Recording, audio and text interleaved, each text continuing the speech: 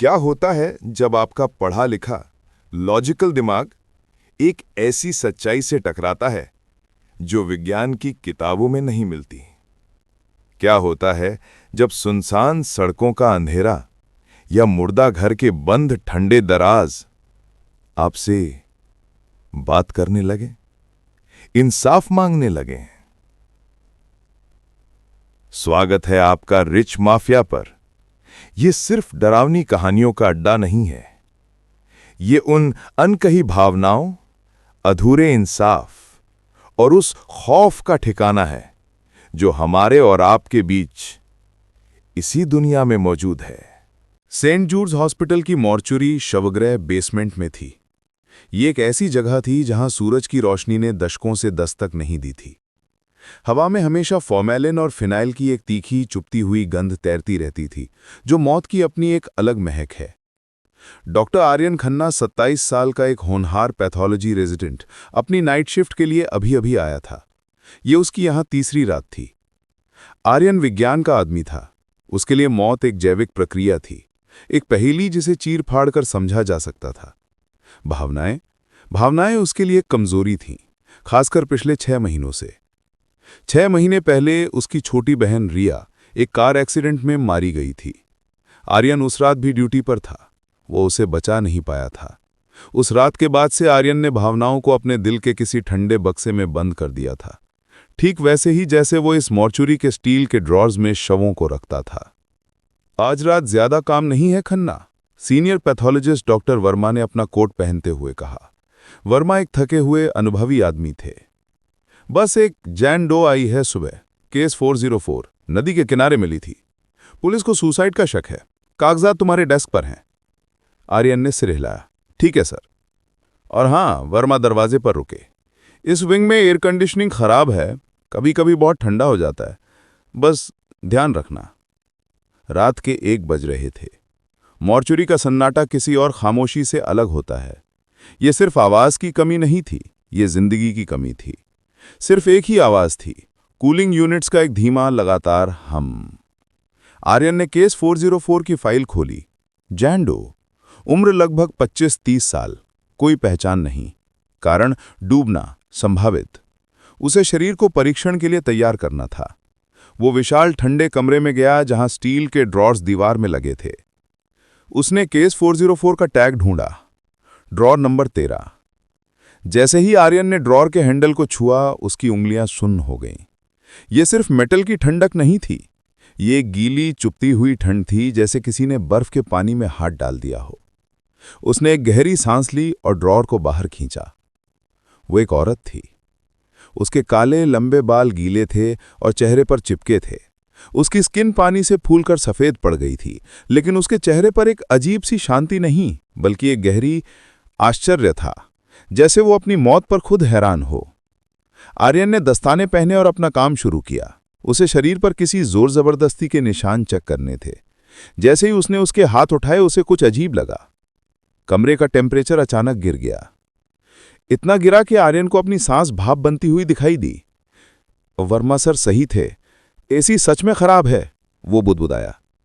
उसने महिला के नाखूनों को देखा। वो टूटे हुए थे, जैसे उसने किसी चीज को बहुत जोर से खरोंचा हो। लेकिन ये नदी के किनारे आम बात थी। उसने उसके गले को छुआ। तभी कमरे के दूसरे कोने से उसे एक आवाज आई, खट, जैसे किसी मेटल के औजार के ट्रे पर गिरने की आवाज। आर्यन जम गया। वो कमरे में अकेला था। कौन है?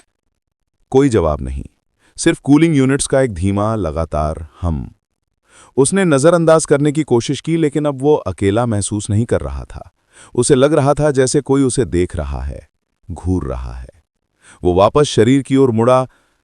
महिला की आंखें, वो थोड़ी खुली थीं और आर्यन को एक पल के लिए ऐसा लगा जैसे वो सीधे उसे देख रही हों। ये सब वहम था, उसका थका हुआ दिमाग, उसका दुख। उसने जांच पूरी की और ड्रॉर को वापस बंद कर दिया। जैसे ही ड्रॉर क्लैक की आवाज के साथ बंद हुआ, कमरे की बत्तियां एक पल के लिए झपकी और बंद हो गईं। घोर अंधेरा, और उस अंधेरे में उसे एक और आवाज सुनाई दी। कूलिंग यूनिट्स की आवाज नहीं, ये एक औरत के सिसकने की आवाज थी। एक धीमी दबी हुई रोने की आवाज जो सीधे ड्रॉर नंबर 13 के अंदर से आ रही थी। आर्यन का दिल उसकी छाती में धड़क रहा था। वो अपनी जेब से फोन निकालने के लिए झटपटाया और उसकी टॉर्च जलाई। लाइट सीधे ड्रॉर नंबर 13 पर पड़ी। आवाज बंद हो गई थी। सब कुछ शांत था। दिमाग खराब हो गया है मेरा, उसने खुद से कहा। वो लगभग भागता हुआ अपने ऑफिस में वापस आ गया और दरवाजा बंद कर लिया। अगली 2 रातें बेचैनी भरी गुजरी। आर्यन ड्रॉर नंबर 13 से दूर रहा, लेकिन वो उस आवाज को भूल नहीं पाया। वो हर रात मॉर्चुरी के गलियारों में गूंजती थी, कभी सिसकी, कभी एक ठंडी फुसफुसाहट जिसे वो समझ नहीं पाता था। वो सो नहीं पा रहा था। जब भी वो आंखें बंद करता, उसे रिया का चेहरा दिखता और फिर वो जैन डो के पानी से फूले हुए चेहरे में बदल जाता। चौथी रात तूफान आया था। बाहर बारिश जोरों पर थी और बेसमेंट में पानी टपकने की आवाजें आ रही थीं। आर्यन अपने डेस्क पर बैठा था, सिर हाथों में दबाए। वो थका हुआ था, वो दुखी था। तभी मॉर्चुरी के मुख्य दरवाजे पर जोर से खटखटाने की आवाज आई। धड़ धड़ धड़। आर्यन चौंक गया। इतनी रात को कौन आएगा? वो गलियारे में गया। ऑटोप्सी रूम से पहले एक छोटा वेटिंग एरिया था। दरवाजे के शीशे पर बारिश की बूंदें थीं। उसे शीशे के पार एक साया दिखा, एक औरत का। कौन है? आर्यन ने दरवाजे के पास जाकर कहा। हम बंद हैं। प्लीज प्लीज मेरी मदद करो, बाहर से कांपती हुई आवाज आई।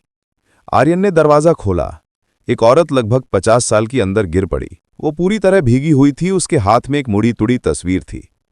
वो यहां है, मेरी बेटी प्रिया। पुलिस ने कहा वो यहां है। आर्यन का दिल बैठ गया। उसने उस औरत को सहारा दिया। आप जैंडो केस 404 के बारे में बात कर रही हैं? औरत ने रोते हुए सिर हिलाया। मुझे यकीन नहीं हुआ। वो सुसाइड नहीं कर सकती। मेरी प्रिया ऐसी नहीं थी। आर्यन उसे अपने ऑफिस में ले गया। उस औरत, जिसका नाम सीता था, ने बताया कि प्रिया 2 दिन से गायब थी। आज पुलिस ने उन्हें बुलाया और नदी किनारे मिले कपड़े दिखाए। ये उसकी तस्वीर है, सीता ने कांपते हाथों से बढ़ाई। आर्यन ने तस्वीर ली। ये एक मुस्कुराती लड़की की तस्वीर थी।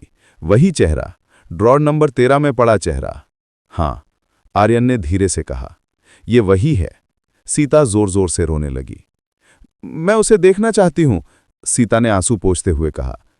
मैम, अभी नहीं, अभी, उसने जिद की। आर्यन दुविधा में था। ये प्रोटोकॉल के खिलाफ था, लेकिन उस मां की आंखों में वही दर्द था जो उसने अपनी मां की आंखों में रिया के लिए देखा था। वो ना नहीं कह सका। वो सीता को उस ठंडे कमरे में ले गया। वो ड्रॉर नंबर 13 में है, आर्यन ने धीरे से कहा। जैसे ही उसने ये कहा, कमरे का टेम्परेचर फिर से गिर गया, इस बार इतनी तेजी से कि सीता भी कांप गई। यहां इतना ठंडा क्यों है?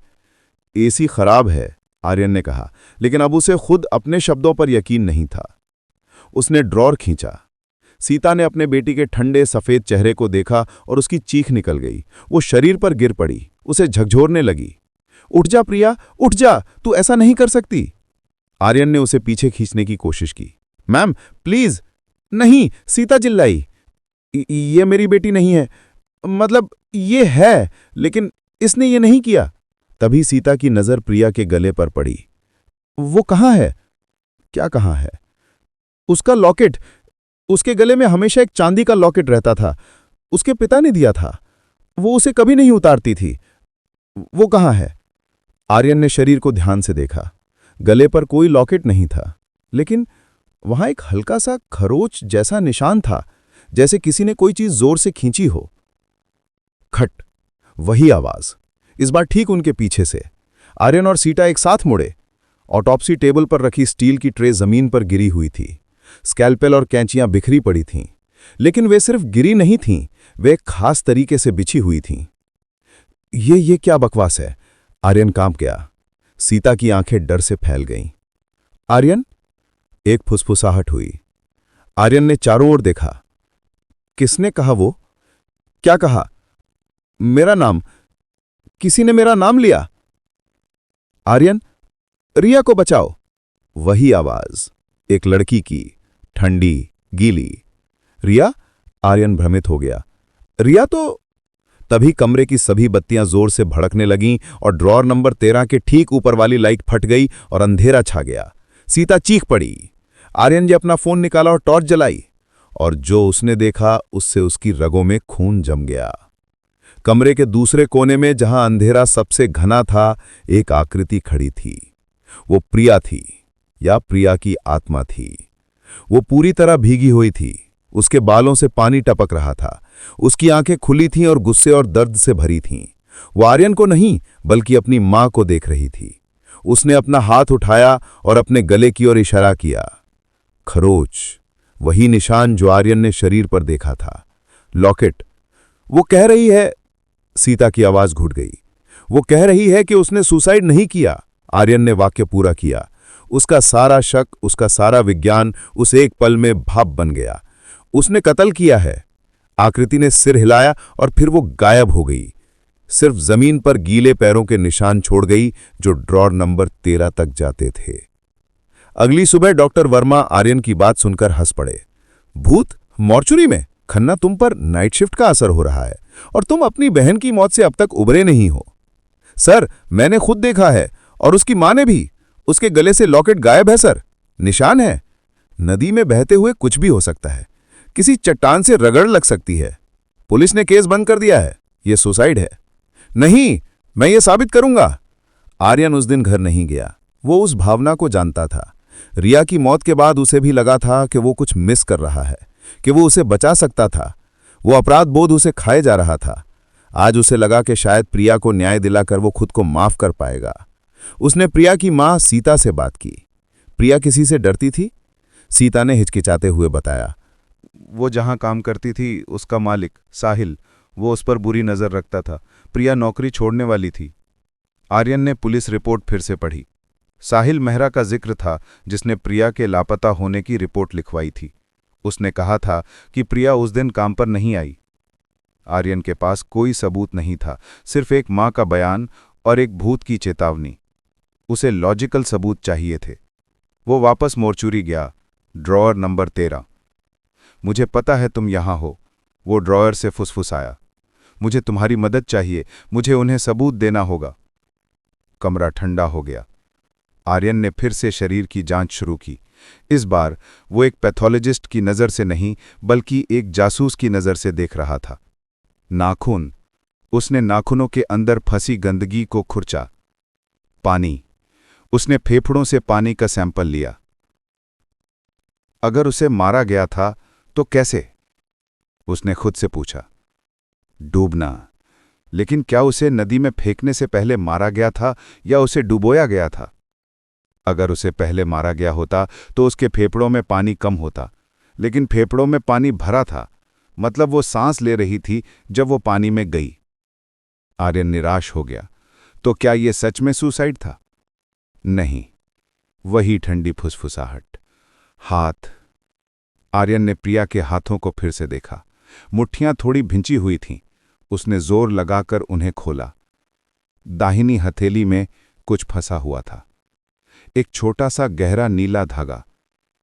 आर्यन ने उसे ध्यान से निकाला। ये एक महंगा ऊनी धागा लग रहा था, प्रिया के कपड़ों से बिल्कुल अलग। ये क्या है? तभी मॉर्चुअरी का फोन बजा। आर्यन ने उठाया। डॉक्टर खन्ना। आर्यन, मैं सीता।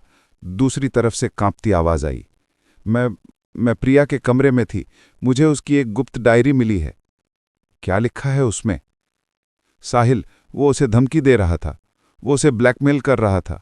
उसने लिखा है कि वो मुझे मार डालेगा। वो कहता है कि वो मुझे नदी में फेंक देगा और सब सोचेंगे कि मैंने खुद किया। आर्यन, वो आज रात शहर छोड़कर भागने वाला है। आर्यन के रोंगटे खड़े हो गए। नीला धागा। उसने तुरंत इंटरनेट पर साहिल मेहरा को सर्च किया। साहिल की एक बिजनेस मैगजीन पर तस्वीर थी। वो एक महंगी नीले रंग की पश्मीना शॉल पहने हुए था। मिल गया, उसने फुसफुसाया। आर्यन ने तुरंत पुलिस को फोन किया। उसने धागे और डायरी के बारे में बताया। पुलिस ने साहिल को एयरपोर्ट से पकड़ा। पूछताछ के दौरान सबूतों के सामने वो टूट गया। उसने कबूल किया, प्रिया उसे ब्लैकमेल करने की धमकी दे रही थी। असल में वो खुद को बचाने की कोशिश कर रही थी। साहिल ने उसे मिलने के लिए नदी किनारे बुलाया। उनमें हाथापाई हुई। प्रिया ने उसकी शॉल को खरोचा। नीला धागा। साहिल ने गुस्से में उसका लॉकेट खींचा, गले पर निशान, और उसे नदी में धकेल दिया। वो उसे तब तक पानी में दबाए रखा जब तक उसकी मौत नहीं हो गई। ये एक ठंडे दिमाग से किया गया कत्ल था जिसे सुसाइड का रूप दिया गया था। अगले दिन आर्यन मॉर्चुरी में था। प्रिया के शरीर को अंतिम संस्कार के लिए तैयार कर रहा था। डॉक्टर वर्मा चुपचाप उसे देख रहे थे। खन्ना, वर्मा ने धीरे से कहा, शायद विज्ञान हर चीज का जवाब नहीं है। आर्यन ने कुछ नहीं कहा। जब सब काम पूरा हो गया और प्रिया के शरीर को ले जाया गया तो आर्यन ड्रॉअर नंबर 13 के सामने खड़ा रहा। ड्रॉअर अब खाली था। कमरा अब ठंडा नहीं था। फॉर्मेलिन की गंध अभी भी थी, लेकिन वो चुभ नहीं रही थी। प्रिया, उसने धीरे से कहा।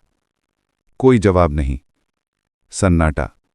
लेकिन ये वो डरावना सन्नाटा नहीं था, ये एक शांत, सुकून भरा सन्नाटा था। आर्यन को अपने गाल पर कुछ गीला महसूस हुआ। वो रो रहा था।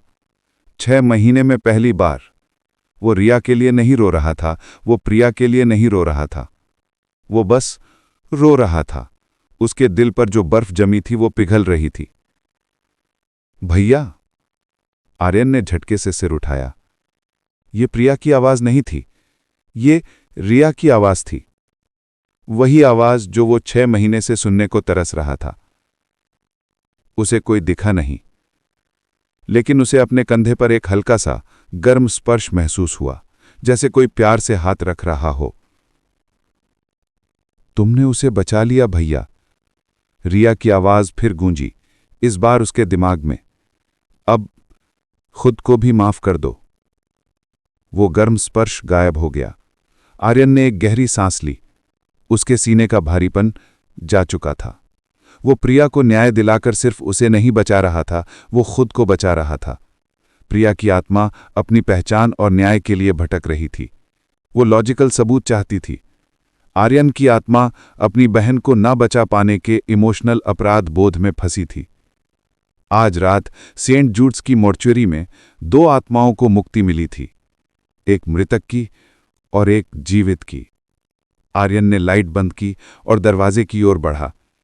पहली बार उसे बेसमेंट के अंधेरे से डर नहीं लगा। ये कहानी है डॉक्टर आरव की, एक युवा होनहार सर्जन जिसके जीवन का एकमात्र उद्देश्य था लोगों की जान बचाना। उसकी मुस्कान में उम्मीद थी और हाथों में जादू, लेकिन उसके अतीत में एक गहरा घाव छिपा था।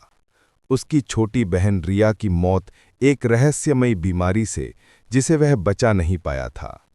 ये दर्द उसे हर पल कचोटता था और उसे शिवराज मेडिकल कॉलेज में काम करने के लिए प्रेरित करता था, एक ऐसा अस्पताल जो शहर के शोर से दूर घने जंगलों के किनारे पर बना था। शिवराज मेडिकल कॉलेज अपने शानदार इतिहास के लिए जाना जाता था, लेकिन पिछले कुछ सालों से इसकी साख गिरती जा रही थी। कारण था वार्ड नंबर 404, एक ऐसा वार्ड जहां कोई मरीज या डॉक्टर ज्यादा देर टिक नहीं पाता था। अफवाहें थीं कि वार्ड के अंदर अजीबोगरीब घटनाएं होती हैं, ठंडी हवा के झोंके, फुसफुसाहटें और कभी-कभी किसी बच्चे के रोने की आवाज। डॉक्टर आरव इन सब बातों पर विश्वास नहीं करता था। वह विज्ञान का पक्का अनुयायी था। एक दिन उसे एक केस सौंपा गया, एक 7 साल की बच्ची मानवी जिसकी हालत बेहद नाजुक थी और उसे गहन चिकित्सा की आवश्यकता थी। दुर्भाग्य से अस्पताल में एक ही आईसीयू बेड खाली था और वह था वार्ड नंबर 404 में। आरव ने हिचकिचाते हुए सहमति दे दी। मानवी की मासूम आंखों में उसे अपनी बहन रिया की झलक दिखी। वह उसे किसी भी कीमत पर बचाना चाहता था। पहला दिन शांत गुजरा। आरव ने मानवी का ऑपरेशन किया जो सफल रहा। रात को वह मानवी के पास ही रहा, उसकी निगरानी कर रहा था। आधी रात को उसे अचानक एक धीमी ठंडी फुसफुसाहट सुनाई दी। भैया, पानी। आरव चौंक गया। उसने चारों ओर देखा। मानवी सो रही थी। वार्ड खाली था। उसे लगा शायद थकान की वजह से उसे वहम हुआ है। अगली रात जब वह मानवी के कागजात देख रहा था तो उसने देखा कि मानवी के बेड के पास रखी एक खिलौना गुड़िया जो आरव ने उसे दी थी, खुद ब खुद उठकर बैठ गई। आरव का दिल जोर से धड़का। उसने आंखें मली। गुड़िया वापस लेट गई थी। ये क्या हो रहा है? उसने सोचा। कुछ दिनों तक यही सिलसिला चलता रहा। कभी वार्ड की बत्तियां अपने आप जल बुझ जाती, कभी दरवाजे जोर से खड़कते और कभी उसे रिया के नाम से बुलाती हुई कोई आवाज सुनाई देती। आरव घबराने लगा। उसकी वैज्ञानिक सोच इन घटनाओं का कोई स्पष्टीकरण नहीं दे पा रही थी। एक रात जब वह मानवी की दवाएं एडजस्ट कर रहा था तो उसने मानवी को सोते हुए देखा। मानवी के हाथ में वही गुड़िया थी, लेकिन इस बार गुड़िया की आंखों से खून के आंसू टपक रहे थे। आरव ने चिल्लाते हुए गुड़िया फेंक दी। उसी पल वार्ड का तापमान तेजी से गिरा और एक भयानक ठंड ने उसे जकड़ लिया। वार्ड में खड़ी मशीनें तेजी से बीप करने लगी। मानवी की सांसें तेज हो गईं। यहाँ कोई है, आरव ने कांपते हुए कहा। मदद करो मुझे, एक छोटी दर्द भरी आवाज उसके कानों में गूंजी। आरव ने हिम्मत जुटाई। कौन हो तुम? क्या चाहती हो? मुझे यहां बंद कर दिया था, मेरी बहन। आवाज टूट टूट कर आ रही थी। आरव को अचानक रिया की याद आई। रिया भी तो ऐसी ही आवाज में बात करती थी जब वह बीमार थी। उसने अपनी टॉर्च जलाई और आवाज का पीछा करते हुए वार्ड के एक कोने तक पहुंचा जहां पुराना स्टोर रूम था। स्टोर रूम का दरवाजा बंद था। जैसे ही उसने दरवाजे को छुआ, वह अपने आप खुल गया। अंदर का नजारा देखकर आरव की रूह कांप गई। वहां एक पुराना जंग लगा हुआ ऑपरेशन टेबल था जिस पर खून के सूखे धब्बे थे। जमीन पर पुराने मेडिकल उपकरण बिखरे थे और सबसे डरावनी चीज, दीवारों पर खरोच के निशान थे, जैसे किसी ने बाहर निकलने की कोशिश की हो। और एक छोटी सी गुड़िया, वैसी ही जैसी उसने मानवी को दी थी, टूटी हुई पड़ी थी। ये क्या है? आरव ने खुद से पूछा। तभी उसके सामने एक धुंधली सी आकृति उभरी, एक छोटी बच्ची की। मुझे यहां मरना नहीं था, मुझे मेरी बहन से मिलना था, आकृति ने कहा। उसकी आवाज में गहरा दुख था। आरव ने देखा कि उस आकृति के गले पर एक गहरा निशान था। तुम कौन हो? अन्वेषा, आकृति ने फुसफुसाया। मैं यहीं फंसी हूं। मेरी बहन मेरे साथ थी, पर फिर गायब हो गई। आरव को अपनी बहन रिया की याद आ गई। उसे लगा जैसे ये बच्ची उसकी बहन से कुछ कहना चाहती है। उसने अपनी हिम्मत बटोरी। तुम्हारी बहन कहाँ है? अन्वेषा ने स्टोर रूम की एक टूटी हुई दीवार की ओर इशारा किया। पीछे रास्ता है, मेरे पिता ने। आरव ने उस दीवार को ध्यान से देखा। दीवार के पीछे एक पुरानी लिफ्ट शाफ्ट थी जो सालों से बंद पड़ी थी। उसे समझ आया कि अन्वेषा का यहां गला घोंटकर मारा गया था और उसकी बहन को कहीं और ले जाया गया था। अन्वेषा की आत्मा इसलिए भटक रही थी क्योंकि उसे अपनी बहन को खोजने से रोका गया था। अगले दिन आरव ने अस्पताल प्रशासन को इस बारे में बताया। शुरुआत में किसी ने उसकी बात नहीं मानी, लेकिन आरव ने हार नहीं मानी।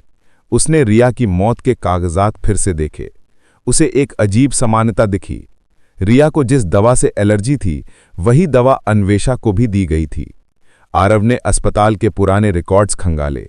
उसे पता चला कि सालों पहले अन्वेषा नाम की एक बच्ची अपनी छोटी बहन के साथ इसी वार्ड में भर्ती हुई थी।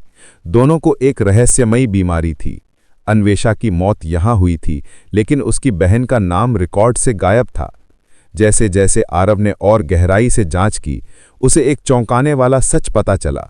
अस्पताल का एक पुराना डॉक्टर, जो अब रिटायर हो चुका था, अवैध मानव अंगों की तस्करी में शामिल था। वह बीमार बच्चों का अपहरण करके उनके अंगों को बेचता था। अन्वेषा ने उसे देख लिया था, इसलिए उसे मार दिया गया। उसकी बहन, अन्वेषा की छोटी बहन, कहीं और बेची गई थी। ये सच सामने आने के बाद अस्पताल में हड़कंप मच गया। पुलिस ने जांच शुरू की और पुराने डॉक्टर को गिरफ्तार कर लिया गया। कई सालों बाद अन्वेषा को न्याय मिला, लेकिन डॉक्टर आरव के लिए कहानी अभी खत्म नहीं हुई थी। उसे पता चला कि अन्वेषा की छोटी बहन को एक अमीर परिवार ने गोद ले लिया था। सालों बाद वह एक सफल डॉक्टर बन चुकी थी और शहर के एक बड़े अस्पताल में काम कर रही थी। उस रात वार्ड नंबर 404 में एक अजीब सी शांति छा गई। आरव ने अन्वेषा की टूटी हुई गुड़िया उठाई और उसे अपने साथ ले गया। उसने मानवी का इलाज जारी रखा और उसे पूरी तरह स्वस्थ कर दिया। कुछ हफ्ते बाद आरव अन्वेषा की छोटी बहन से मिलने गया। उसने उसे अन्वेषा की गुड़िया दी और उसे पूरी कहानी सुनाई। अपनी बहन की कहानी सुनकर वह टूट गई, लेकिन उसे सुकून भी मिला कि उसकी बहन को न्याय मिल गया। आज भी जब डॉक्टर आरव किसी मरीज का इलाज करता है तो उसे वार्ड नंबर 404 की याद आती है। उसे याद आता है अन्वेषा का दर्द और अपनी बहन रिया का चेहरा। वह जानता है कि कभी-कभी सबसे गहरा डर विज्ञान से परे होता है और सबसे सच्ची भावनाएं उन आत्माओं में छिपी होती हैं जो सिर्फ न्याय चाहती हैं। वार्ड नंबर 404 अब खाली है, लेकिन उसकी दीवारों में आज भी उन फुसफुसाहटों की गूंज है जो हमें याद दिलाती हैं कि कुछ कहानियां कभी खत्म नहीं होती, बस एक नई शुरुआत का इंतजार करती हैं।